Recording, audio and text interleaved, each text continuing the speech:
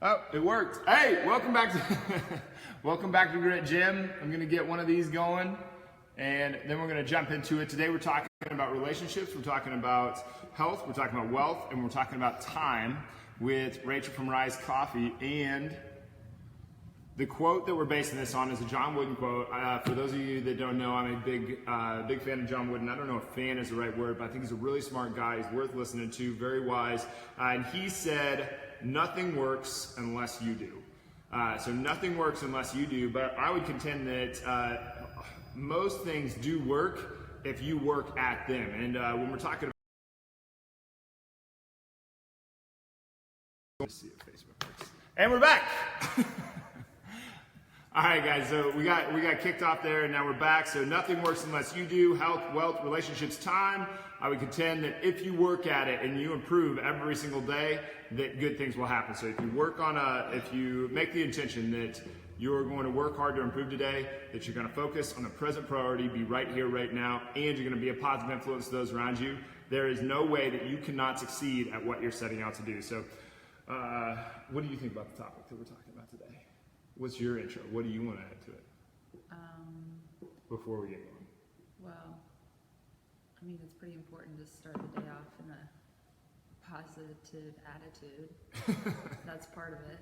That's something that Rachel's really good at. She doesn't even think. She just wakes up with a smile on her face, and it's kind of amazing. But I mean, yeah, taking like even 5 minutes of time to like get your head straight.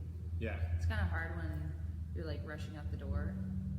But like if you're rushing to get ready, I think if you're rushing out the door, you didn't wake up early enough. Yeah, you didn't wake up early enough. Like you need like some sit down time. You need some time to get your shit together. Like either drinking a cup of coffee or I don't know, just like sitting and looking out the window. Just even that, something super simple. Something to get taking your head an wrapped extra up. long shower. That's what I like to do. Sometimes if it's too warm though, you can kind of wear yourself out. Yeah, but the reason we do that, the reason we do this show together on here is everybody's got their health journey, right? Everybody's got their exercise journey, their nutrition journey, their mindset journey, their recovery journey going. Everybody has the same four biggest resources: health, wealth, relationships, time.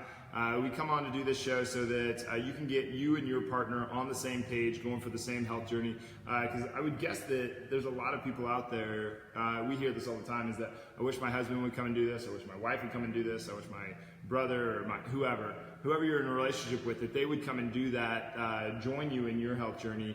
So that's why we do this show, is to try to talk about this sort of thing. So nothing works unless you do. Let's go into the health categories. So exercise, nutrition, mindset, recovery. What happens if you just expect exercise to just magically happen? It's not going to magically happen. It doesn't just like come. It's not going to find a place in your schedule unless you find a place in your schedule for it. So this is something that, I mean, both of us have struggled with this before. Everybody struggled with it at some point, where it's really hard to get in the gym. It's really hard to get your stuff done. What did you do to overcome your? Well, the scheduling thing.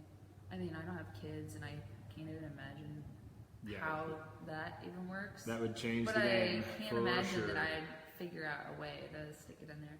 It has to be like every Monday I go to the gym, or like if there's a workout in the morning, I woke up 8 minutes before a workout. And Today? I crawl, 8 minutes. Today she I don't did. know why I set my alarm at 8:22. But at 8:22, I got up and I was. It like, wasn't right. 8:22. Your phone was going off, and I hit the snooze button for you. Went in and put it on the dresser beside the bed, so that when it would go off after the snooze, you would wake up. Yeah. But it was going off. Okay, so either way, it was a lot harder to get in the mindset of going to work out. But I knew that if I just went back to bed, I wasn't going to work out. So. But you still went. But I willed myself into it. So I know every Tuesday, Thursday morning I work out in the morning at 8:30. And if I miss it, then I'm gonna be pissed at myself all day. Just be like, oh yeah, you sucked in. You suck. I'm not pissed off, but I'm just like, it detracts you from what you're you want to be disappointed in doing. you. Yeah. You didn't do what you set out to do, and yeah, I get that. So instead of just like, oh, if I have some extra time at the end of the day, I'm gonna go to the workout. No, it doesn't work like that. Like you have to say, oh, this is what I'm gonna do on this day. How many people do you know that do that? That they're like, oh well, if I have time, I'll do it. People that don't have jobs or lives. And how often? Because you never have extra time at the end of the day. No. You can always find something else to do. Yeah. So for me, I think either you're gonna make the time, or it's not gonna happen because you're never gonna find the time. It's not like sporadically you have an extra 15 minutes. You probably are gonna waste that. Maybe not waste, but you're gonna spend that not thinking about. Yeah. What you could have done with it. I think that it also helps that there is a set time, and it's not just like, oh, I'm going to the gym and I'm going to do like a workout. Oh, you mean like at Grit, like how it's like at 8:30 or at 5:30 or at 6:30? That's your time to work out. You go and then you have a certain number of exercises that you're pushed through, and then you're gone. Rather than going to a big box gym where it's like, here's a mirage of bullshit. Go explore. And you could be there for 5 minutes or 3 hours. Was that too long of an explanation? Yeah. But it's easier to kind of be distracted and not walk in straight into the gym and get it done unless you have like no time at all. But usually when you go to the gym, you like go in, put all your stuff away, maybe like look at your phone for a little bit, and then maybe start doing some workout stuff.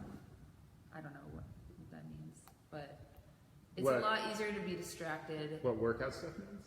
Well, I know workout stuff, but like you say in your head, oh, I was at the gym for an hour, but how much of it were you actually working out? Sometimes it's not at all. Yeah, sometimes like 5 minutes. Like when I used to go to whatever that place was, some of the people would be on their phones for the entire time. Yeah.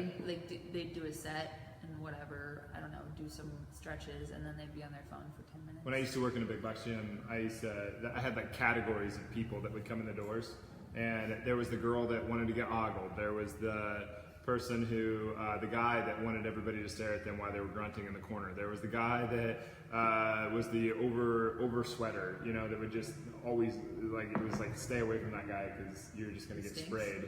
No, they usually didn't stink. They just there was like categories of people that would come in, and there was only just a few people that would come in, be very efficient with their workout. Most of the time they were just kind of experimenting and waiting for someone to come and talk to them. Yeah. It was their social time, which is nothing wrong with that. It goes into the time category too. Like when you're here, you kind of get your workout done and then you leave. You're extremely efficient with your you time. can sit around and like chat for a while. And but like there's no in between. It's not like, oh, let's take like a 10-minute break and come back. It's like, oh, 2 minutes. No. And then some people try to do that sometimes, but that's where us as coaches have to step in and be like, hey, it's time to go. Yeah, you gotta be because you want making your workout longer doesn't make it better. No. It actually like if you make if you take a 1 hour workout and you make it 2 hours, you just basically shouldn't. Don't you want your heart rate to be at a certain? Depends on what we're going for, but yeah. I hear you talk about that. There's a lot of different things. There's heart rate, there's fatigue, there's muscle fatigue, there's we want a certain amount of rest time between certain exercises because like a plyometric, you'd want a lot of rest time in between each. Like let's say you're doing box jumps, we would never want to get like a cardiac component in a box jump. Because you could fall. Because you could fall. Yeah, you could fall. You could. You're just so tired when you're jumping. Up on the box. Your technique sucks. You're doing a highly technical exercise. And that's another thing. Stupid. It's like you don't want to shrink down your workout into like say you're just trying to pack everything in and you want to pack in a 45-minute workout into a 15-minute workout. Like that's not going to really benefit. You mean like either. just to slam it out? They were talking about doing the crunches this morning. They were saying they try to do as many crunches in as little amount of time as they possibly can. I like this hand motion. But that doesn't do anything for me. It just makes me kind of... There's a time and a place for everything, but that is few and far between, especially crunches, because crunches are just kind of a stupid exercise. We know that the most efficient way to create a disc herniation is in cadaver spines is to put an flexion extension position is to Disc herniation. a disc herniation. It's where the nucleus of anyway, it's an injury. It's a back injury. It's really bad. So it's the start of a back.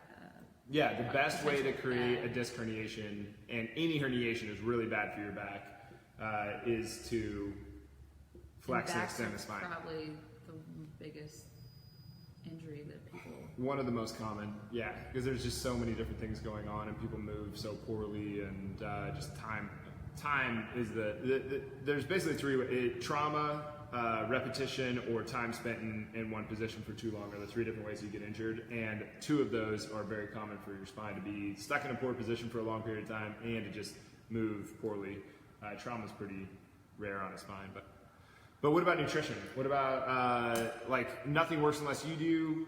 How do you put more work into your nutrition? How do you put more work into your recovery? How much do you put more work into your mindset? I think these are things that you got to do every day. So like mindset, you do your one life planner. So you set your intentions, just like we were talking about up front. You focus on the present priority, be a positive influence, work hard to improve. You ask yourself the two questions: are you going to be all in today? Are you going to be all Nutrition. You kind of just stay away from convenience. Oh, is that your strategy? Yeah. Try not to. Depending on the night, sometimes I get out late and I'm just like, okay, this is the one night we'll get something to go. Yeah. You know what I mean? I know exactly. Or just like I kind of, when I do make food, I try to I try to make more than we would eat in a regular sitting so that you could have it for lunch the next day. Which and you don't have to. Super appreciative of. Or just, I don't know, just not relying on last minute options. Last minute options usually are last killers. minute options are eating out. Yeah. Or eating junk. And not just for, we're not talking about McDonald's there. Like we're not talking about like McDonald's or Subway, like really terrible, crappy, awful options that shouldn't exist. We're talking about like the frozen pizzas and the even pastas, like and there's nothing wrong with frozen pizza to a certain extent, and there's nothing wrong with pasta to a certain extent. If you eat it 5 nights a week, then exactly. there is something wrong. Then there is something wrong. So if you don't put the work, like that's it. Like if you don't put the work into your nutrition, what's going to happen?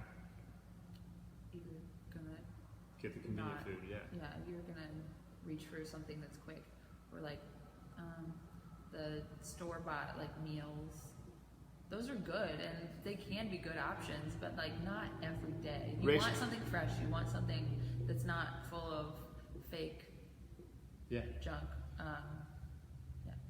I grew up with 2 workaholic parents that had 4 kids, and all spread out over a very long range of time. So, and Rachael grew up with a single mom that had 4 kids and was going to school, so and had like 3 jobs all the time. So all of our parents basically, like we needed to fend for ourselves a little bit. So there was a lot of both of us had Hot Pockets was one of my go-tos.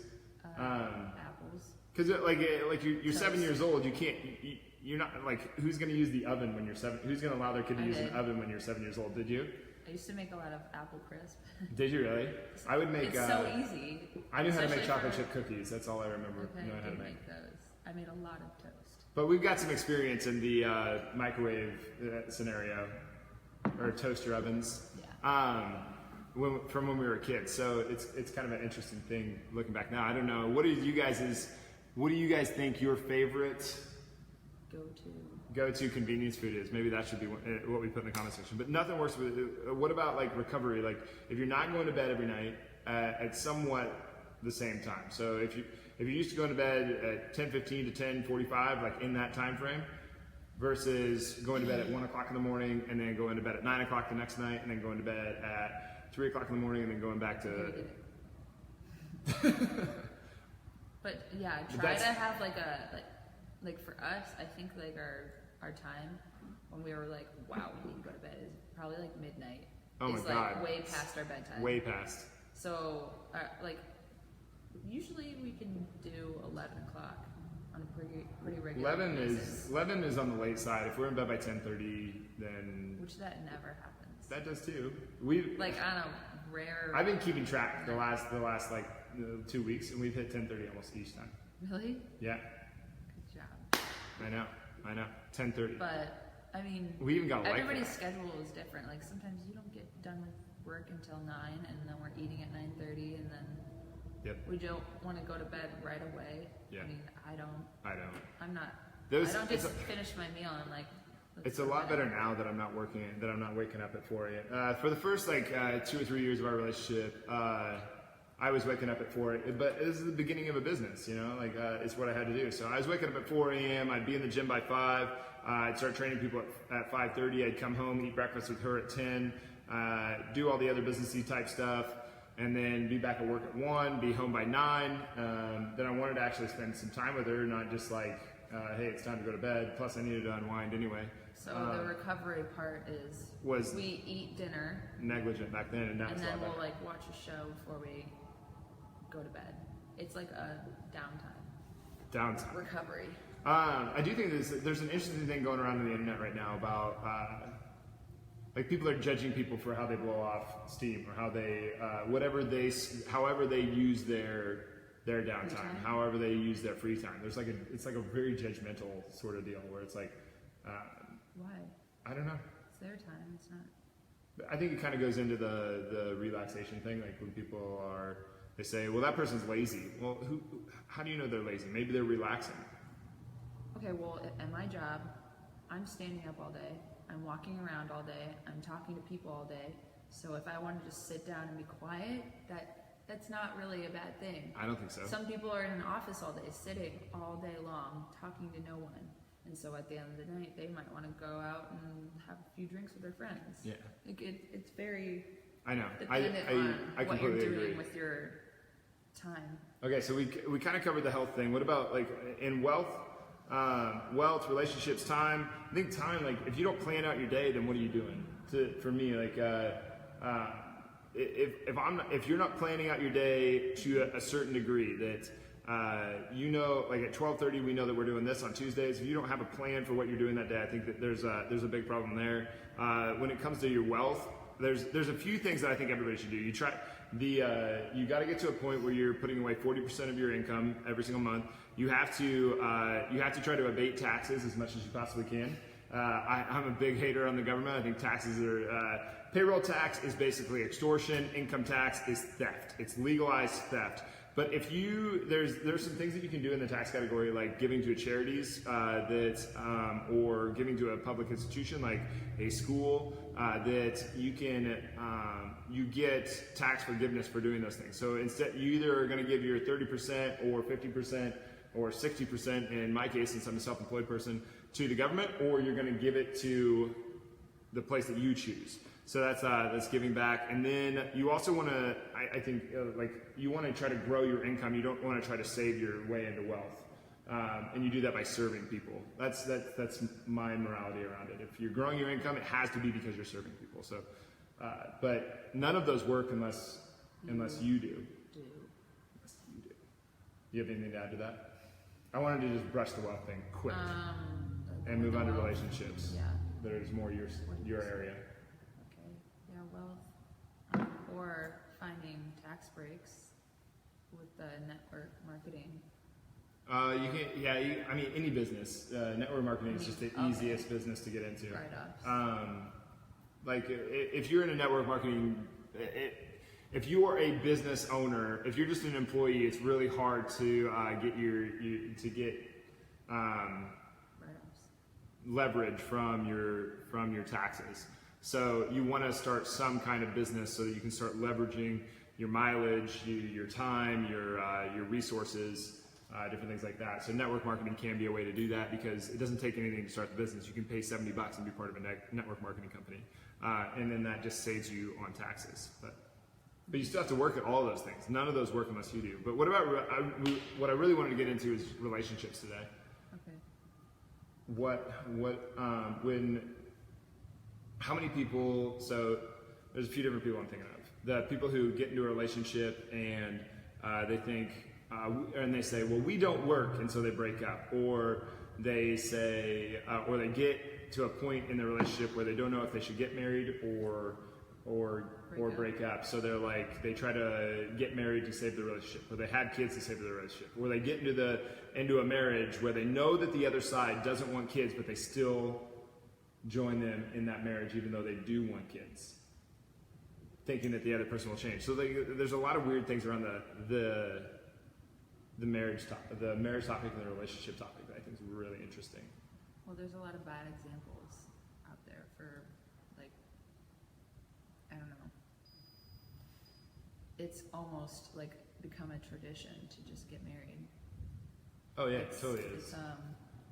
It's not really like a next step kind of thing. It's just like, oh, this is what we do now.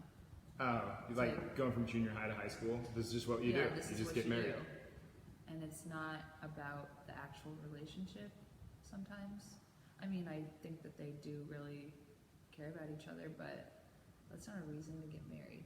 What is a reason to get married? And yeah, taxes.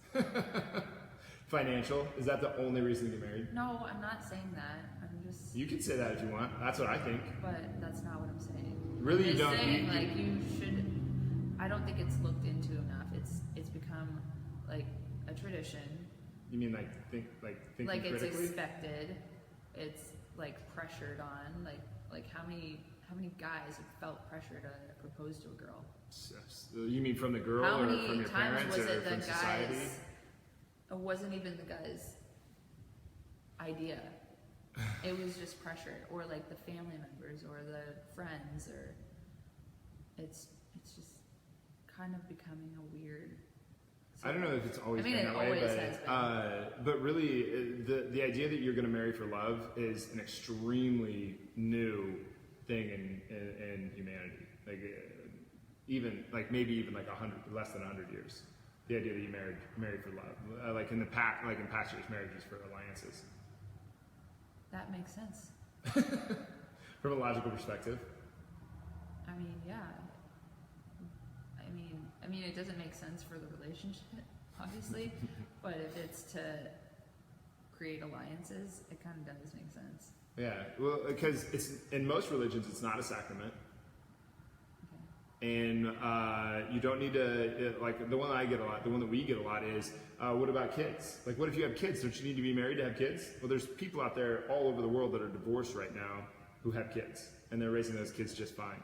There's nothing wrong with getting married. It's just, I think it's becoming like an idea, and it's just not taken seriously. Yeah, if someone wants to get married, that's fine with me, but don't say it's for love. Don't say it's for religion reasons.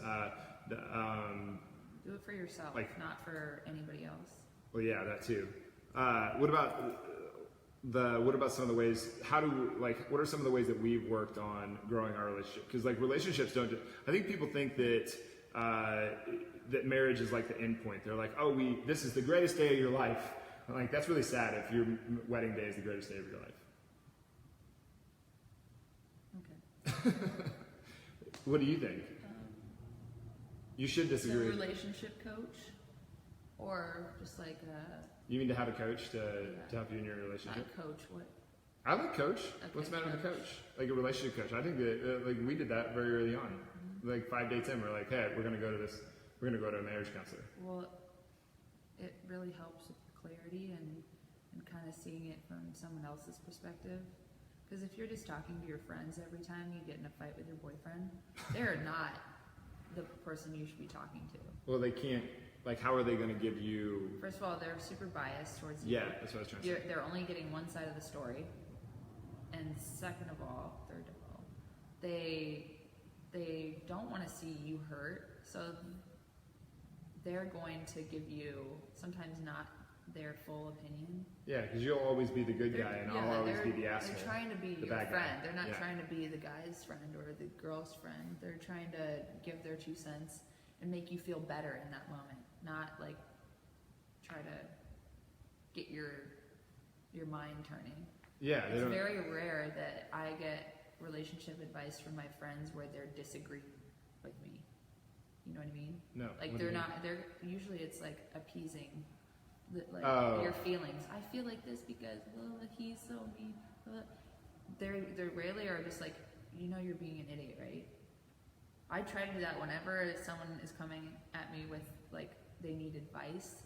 I try not to say, "Oh, you're right. That sucks." I try not to like pat their back. I'm just like, "Shut up! Stop crying! Like, what are you doing?"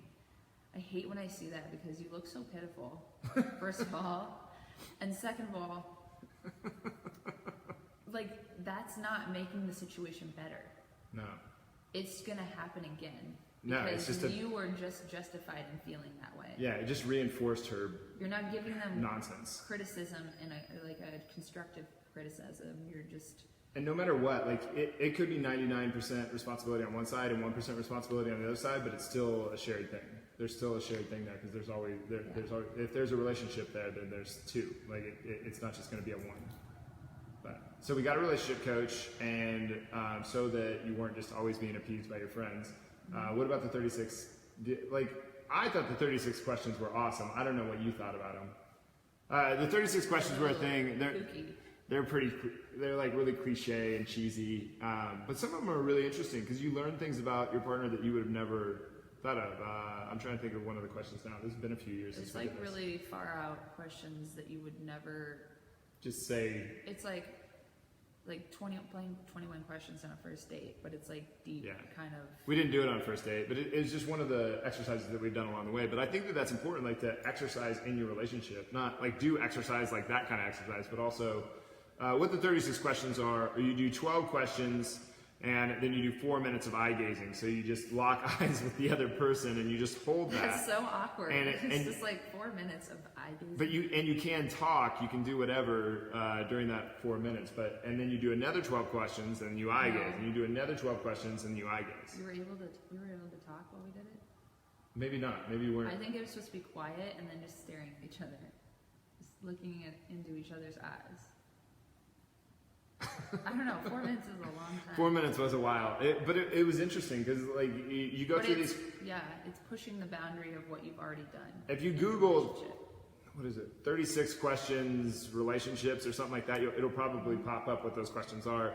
I forget. I think it was this relationship coach, and I don't remember where from, but she wrote this article, and I read it, and I was like, let's try this. Let's go for this. And it was kind of an interesting thing, but this is probably like maybe 3 years ago now. And you just ask these 12 questions, do the eye gazing, ask 12 questions, do the eye gazing, ask 12 questions, do the eye gazing. And it's really interesting where you come out on the other side. So there's 36 questions. That's one way to practice, one way to exercise. I hear a lot of people talk about trust issues in relationships. I'm always like, I don't think anybody has trust issues. I don't believe that people have trust issues. I think they're full of shit. Because like, if you think about all the crazy things that you do on a daily basis that you don't even think about. For instance, you drive on a road that has this dotted line. All it is a dotted line between you, and you're driving these vehicles that are 2,000 pounds going over 60 miles per hour directly at each other, and you trust that other person's not going to hit you. I don't think anybody has trust issues. Unless one time somebody goes over the line. Yeah, but you just create a trust issue. But you could create that's what I mean. I think people create their own trust issues. They're like, oh, I'm scared. I'm scared. I have trust issues. Well, something they justify it. I'm not saying maybe in a past relationship, like a certain pattern. Sure. Kind of meant something, and something bad happened, and so when they see that pattern again, that just gets into that fear of not being enough. Oh, I'm scared that I'm not enough, so I'm going to create this. I'm going to say that I have trust issues so that I don't have to bond with this person that I'm in a relationship with. I don't think you should state I have trust issues. You should definitely not put that out there. It's just, especially in a new relationship or even a long-term relationship. It's like I don't know if I can trust him. I don't know if I can trust her. Like trust is this like slippery slope because it's based on honesty, and honesty is based on this truth thing, right? And truth is like whose truth? Your truth? My truth? Whose versions or perception of the truth? I'm getting kind of far out there. I'm losing track. But you get what I'm saying, because we've talked about truth before. Like most people's truth is that they're not enough to have what they want in life. They're not enough to have their ideal scene, which is another one. Ideal scene is one I think everybody should sit down and do. I don't know if you've done your goal setting for a relationship. Ideal scene is like you write down exactly what you want in your life. Like what is the most amazing life that you can possibly imagine, and like the most amazing person that you can possibly imagine. And you know, when I didn't do my ideal scene around girls or I did a bunch of them along the way, but I eventually went away from it. And I was just like, no, I could be just pushing away this girl that is just going to be amazing.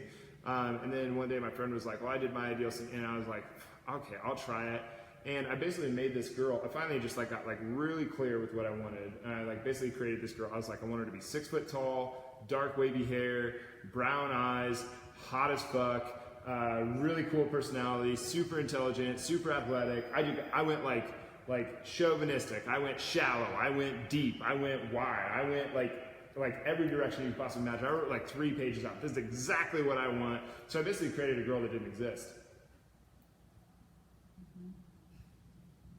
And then she walked around the corner and I was like, damn, those legs. You want to see Rach blush? I can keep going. Anyway, what else do you have? Being clear.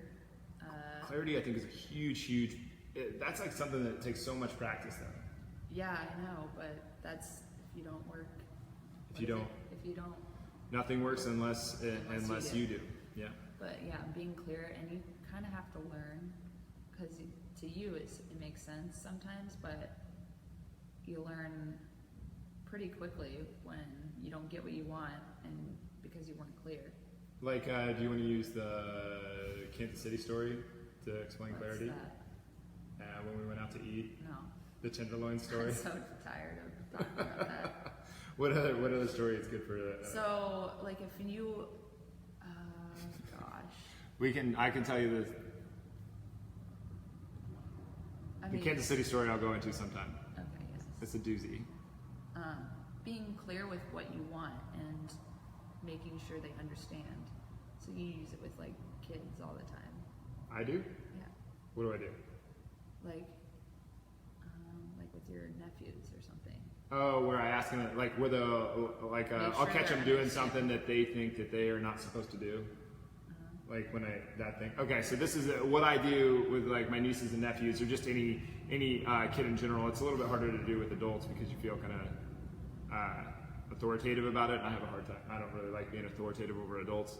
But with kids, it's really easy to let them have the lesson. So instead of just allowing them to say sorry, I don't pin it as that they did anything wrong. I want to know what they learned.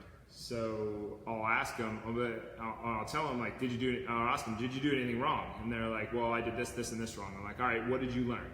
And they'll try to get out of it, and they'll be like, they'll try to squirm away from me. They'll try to, and I'll be like, all right, what did you learn? Okay, I know this. What did you learn? I'll keep coming back to what did you learn until they explain to me what it is that they're sorry about and what they learned from it, so that I know that we have a mutual understanding. So another one is the birthday thing. The birthday thing? So like that video I was just watching, she had a good example. So basically a girl or a guy asks the girl what she wants for her birthday, and she says, oh, I don't want anything. But I don't know any girl that would actually want nothing on their birthday. I know one. Who? I mean, you're the only one I can. Well, not nothing. I would never want that. I don't think that you don't. But you don't like gifts aren't really a thing for either of us. I love gifts. Maybe I haven't been very clear. Maybe not been very clear. But it's like I'm amazing at striking out on gifts with this one. Anyway, but there's probably like something to think about that. The reason she said that was why. She said, "Oh, I don't want to feel." Like greedy or whatever. Why did she say, I don't want anything? So the reason that the girlfriend said, I don't want anything was so that she didn't sound greedy? Something like that. Who knows why she said it. But really, in the end, when she gets nothing, she's going to be pissed off. Yeah. They're going to get in a fight. Yeah. And it's going to take away from the relationship. And he's going to be very confused. He's going to be like, what the fuck? I would have got you something Been there. if you would have said that. Been there. But see, you... Not from you, but... See, okay, so for you... When it's your birthday and you say you don't want anything. I mean it. I'm dead serious. You mean it to like the highest degree. I mean you want something. You want to, not like a physical thing, but like you want. I want to sit on the couch. Yeah. and hang out with you. Okay. That's it. See, that's pretty easy, but I really don't think there's a girl out there that would want absolutely nothing. No, I don't either. Maybe a couple. But yeah, I heard that one. I heard that one playing. My first girlfriend ever. I was just not. was not a ladies' man. But in college, I remember there was a lot of that kind of thing. Like, oh, I don't need anything, or I don't need anything. Like woo. Big talker, and yeah. I'd be like, I'd like believe her. I'd be like, well, I'm a pretty practical guy. What you say is what you like. If you say it, like, don't tell me this and then want that. Yeah, you can't. Nobody can mind read. No. You can pick up on like body language and like you can learn after time how someone actually feels versus how they are you getting voicing it. I'm cutting you off there, but were you done? I don't know. Are you getting into you ask for 100% of what you want 100% of the time? I mean, I wasn't, but it's part of that. It has to do with that. I always like that one because like if I've heard people say, well, I want them to just want to do it. It's like, or like in the breakup. Yeah, exactly. I want like you to want to do the dishes, and it's like, why would I want to do the dishes? Yeah, that's like the funniest part of that movie. But that's such a lack of clarity though. Because to him, it's like, why would I want to do the dishes? And to her, she's like, all I want is for you to appreciate that I'm doing the dishes, and for you to want me to be a little like to not have to do them, for you to care about me enough. I mean, they're both at fault in that argument, and I think they do a good job of like putting that situation because I'm sure a lot of people have been in that same kind of roundabout argument. Like it just go back and forth. It's just a lack of clarity. One side wants one thing, one side doesn't understand it. So it's like she's not talking about him wanting to do the dishes. She's talking about him wanting to an act of an act of kindness. Mm-hmm. So like I think anyway. That's my perception of it. She wants him to want to do the dishes because it's nice to her. Yeah. It helps her out. It shows appreciation for. Yeah. Yeah. I mean, nobody actually wants to do the dishes. No, I don't obviously. Want to do the dishes. Who wants to do the dishes? No, but I really think that's true though. Like, or that's accurate. Is that if ask for what you want 100% of the time, and the people that are like, well, I want him to just do it without thinking about it, or I want him to just do it without me asking. It means more than like, what the hell are you talking about? It doesn't mean more or less. You want me to buy you a rose on my way home from work to be cliche. Then ask me to buy you a rose. Like, what's the difference? You ask me to, or I just do it without you asking me to. Like, me personally, I'm like, yeah. What's the difference? I got you a rose. You want to have sex? Ask. You want me to buy you a rose? Buy. You want something for your birthday? Ask for it. Like, just be very clear with what you want. What? Nothing. I was thinking about something. Please do tell. No, nothing. What else do you have? We're over time a little bit. Are we? A little bit. Did we miss anything? I don't know. We missed a lot of stuff. I got so many notes. I got commitment versus obligations. I've got kids and marriage. I've got. But most of what I'm trying to say, and what I think both of us are trying to say, is a lot of people in relationships, they say, well, we don't, like, it's like they just expect the relationship to work. And I don't think that a relationship works. Like it should just be easy. Yeah, that it just should be effortless and easy. It's like, give me a fucking break. It should, like, you should put work into your relationship and then you get all the good stuff. Not you just get all the good stuff without working on it or you're with the wrong person. I think that's a crazy idea. Yeah. Yeah. What else did you have on there? Mutual planning. Jumping to conclusions is kind of part of the clarity. Like, not assuming that someone is trying to piss you off, or like if I don't hear from you for a couple of hours, I'm not just like sitting there waiting for a text message. Oh my god, I hope not. Yeah, I know girls like that though. Or I do like too. I know guys like that. Yeah, like the not knowing is kind of scary, so they kind of get into their own head and then they go jump to and they go to these crazy places that are just like, how could you, like, why would you even go there? That doesn't make any logical sense. I mean, it might be accurate. It's possible that it's accurate, but it's so just, then you come home and you're just like short with them because I don't know, you think that they're mad at you, I don't know. I see it all the time. Yeah, it's pretty It's fun. like, maybe you should just ask. Do you think that almost all of this stuff comes down to a lack of clarity, though? Like, It's pretty big. like someone getting married to someone, full well knowing that one side wants kids and the other side doesn't, and the side that does thinks that the other person's going to change their mind at some point, but they don't. So 20 years down the line, they get a divorce and they can't have kids anyway. Yeah, the It's too guy late. should have just said, I'm not sure if I want to have kids. Is that okay or is it not? And if it's not okay, then just move on. Yeah. If you want kids. I have certain things that I just... I mean, you're just wasting your time. If Yeah. he is not ready at a certain point in his life, and I don't know. Well, some people just literally don't Or want she. kids. I know when we Yeah. first met, I was like, I don't know if I want kids or not. And you were like, that's a deal breaker for me. And I thought about it for a while, and I was like, with you, yeah, I'd do the kid thing. Yeah, I don't know. You have to be in kind of a right mindset too. If you're trying to have kids with someone, you don't want to just. I see a lot of people, accidents a happen. lot of people that they get pregnant to save the marriage, like people that I would like call strong acquaintances, or they get married to save the relationship. Oh, it'll be better when we get married. It's like, yeah, and good luck with that. But I mean, every relationship is different.